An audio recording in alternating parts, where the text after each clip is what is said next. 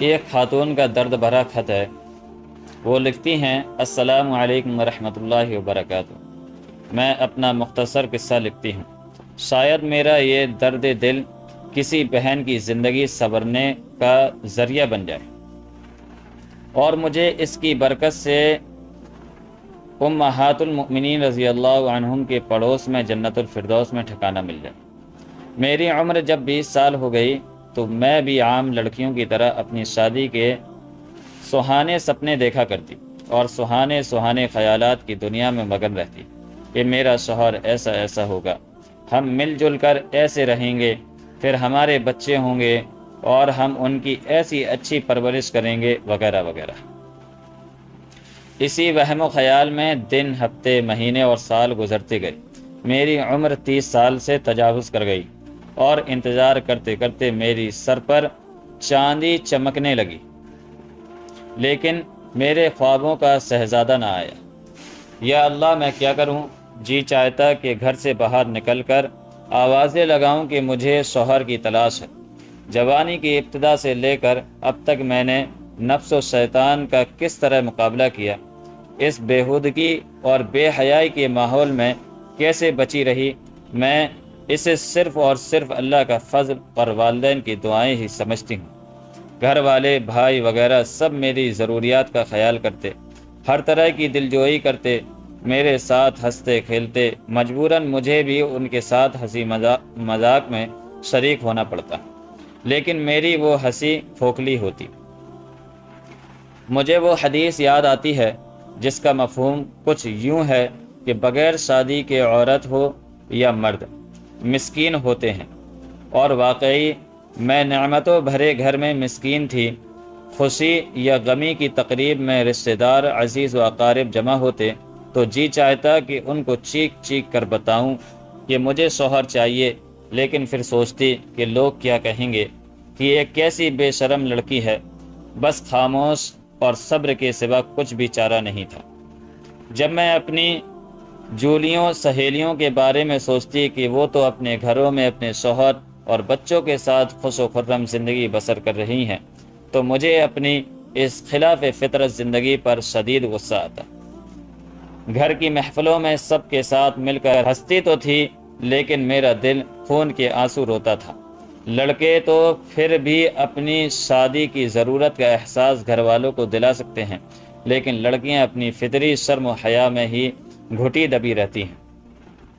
خلاصہ کلام یہ ہے کہ میری نوجوان لڑکیوں اور لڑکوں کے والدین سے پر اصرار اور درد مانا گزارش ہے کہ میرے اس درد بھرے خط کو اپنے بیٹے یا بیٹی کی طرف سے سمجھیں۔ اللہ کے لیے تمام رسوم و رواج جو خود ساختہ ہیں، شریعت میں ان کا کوئی ثبوت نہیں۔ اکثر رسوم و رواج تو ہندوؤں وغیرہ سے لیے گئے ہیں۔ ان سب سے توبہ کیجیے، شادی کو آسان بنا کر اس کی برکات ملاحظہ کیجیے۔ یہ تو حضور صلی اللہ علیہ وسلم کا ارشاد گرامی ہے، جس کا مفہوم ہے کہ بابرکت نکاح وہ ہے جس میں کم سے کم خرچ ہو۔ چنانچہ لڑکے والے لڑکی والوں کے لیے اور لڑکی والے لڑکے والوں کے لیے آسانیاں پیدا کریں تاکہ نکاح میں کم سے کم خرچ ہو۔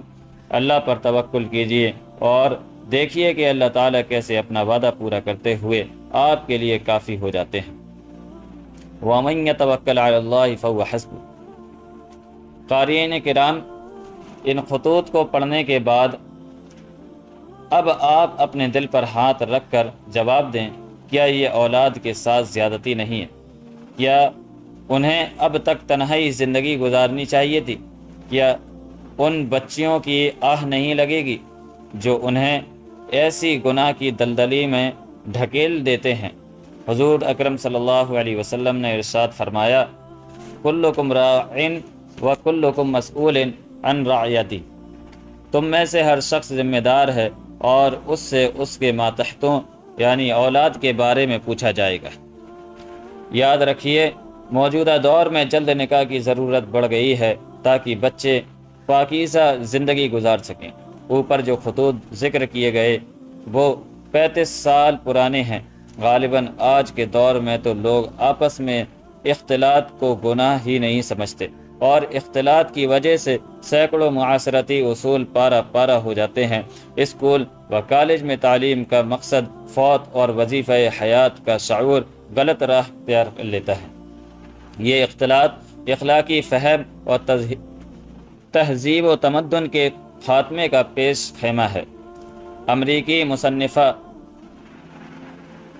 مسنر ہڈسن لکھتی ہیں کہ ہماری تہذیب کی دیواریں منہدم ہونے کو ہیں، نہ معلوم یہ ساری عمارتیں کب بیٹھ جائیں۔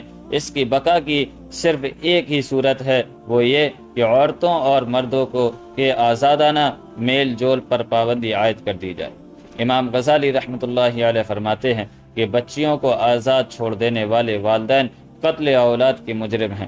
یہاں یہ وہم پیدا ہو سکتا ہے کہ ہمارے بچے عاقل و بالغ ہو گئے ہیں، صحیح اور غلط کی تمیز کر سکتے ہیں اور شریعت کے احکام ان پر نافذ ہو گئے ہیں، تو یاد رکھیے شریعت کا یہ بھی حکم ہے کہ جب بچہ بالغ ہو جائے تو اسے گناہ سے بچانے کے لیے اور پاکیزہ زندگی بسر کرنے کے لیے اسے ازدواجی زندگی سے منسلک کر دیں، تاکہ وہ غلط راہوں پر نہ چلے، کیونکہ غلط راہوں سے بچنے کا مؤثر طریقہ نکاح ہے۔ محض ذکر و اذکار، نماز، تلاوت قرآن اور مراقبہ و محاسبہ سے مقصد پوری طرح حاصل نہیں ہو سکتا۔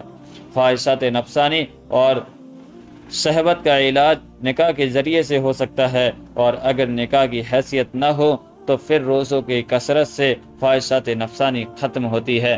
لہذا جوان مرد و عورت کو شادی کے ساتھ زندگی گزارنی چاہیے تاکہ خواہشات نفسانی کسی گناہ میں ملوث ہونے کے سبب نہ بنے اور بے شمار گناہوں سے اس کی حفاظت ہوتی رہے۔